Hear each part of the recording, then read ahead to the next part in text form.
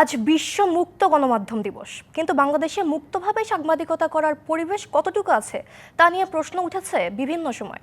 গণমাধ্যম স্বাধীনতা সূচকে সামান্য এগুলেও বাংলাদেশের সাংবাদিকতার পরিস্থিতিকে গুরুতর বলছে রিপোর্টার্স উইদাউট বর্ডার। সাংবাদিকরা বলছেন, প্রভাবশালীদের কর্তৃত্ব যতদিন থাকবে ততদিন মুক্ত হবে না গণমাধ্যম।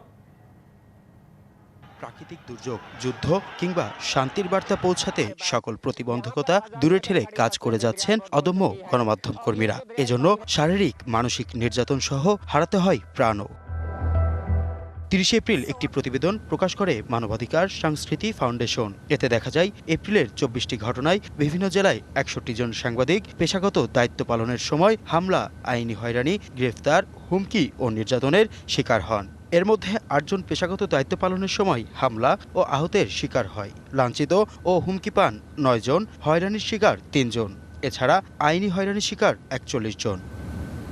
রিপোর্টার্স উইদাউট বর্ডার্সের তথ্য মতে সূচকে ভারত পাকিস্তানের চেয়ে সামান্য এগিয়ে থাকলেও বাংলাদেশে স্বাধীন সাংবাদিকতার পরিস্থিতি বেশ গুরুতর। সংস্থাটি বলছে, বাংলাদেশ সহ প্রায় ১১২টি দেশে হুমকির মুখে মুক্ত গণমাধ্যম। যমুনা ইলেকট্রনিক্স ঈদে ডাবল খুশি অফার সিজন 3, যে কোনো পণ্য কিনলেই পাচ্ছেন নিশ্চিত ঈদ উপহার।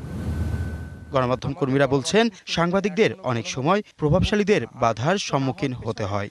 সবচেয়ে বড় কারণ হচ্ছে প্রভাবশালী যে মহল, সেখানে রাষ্ট্র এবং রাষ্ট্রের যারা নীতি নির্ধারক তাদের মধ্যে যারা বিশেষ করে প্রভাবশালী, তারাই কিন্তু বড় ধরনের একটি চ্যালেঞ্জ বা বাধা আমাদের দেশে সাংবাদিকতার বিগত সময়ে প্রভাবশালীদের বাধার মুখে পড়ার অনেক নজির রয়েছে।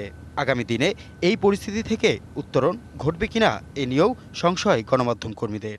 গত ১৬ বছর যেভাবে মনে করেন যে সরকারি আমলা হোক, মন্ত্রী হোক, এমপি হোক, একটা ওয়ার্ড পর্যায়ের নেতা হোক, সবাইকে কিন্তু তেল মেরে কথা বলতে হতো।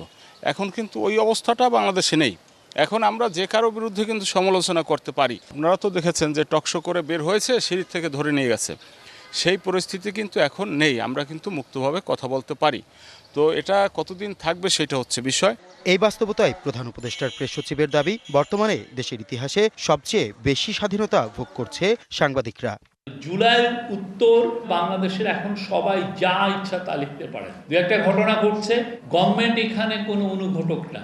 গভর্নমেন্ট এখানে কাউকে বলছে না এই তুমি একে ফায়ার করো, গভর্নমেন্ট বলছে না যে ওকে তুমি রিপ্লেস করে একে নাও। নির্ভয়ে বস্তুনিষ্ঠ তথ্য প্রচার ও প্রকাশের মুক্ত পরিবেশের প্রত্যাশা গণমাধ্যম কর্মীদের। হাসিব পান্থ, ডিবিসি নিউজ, ঢাকা।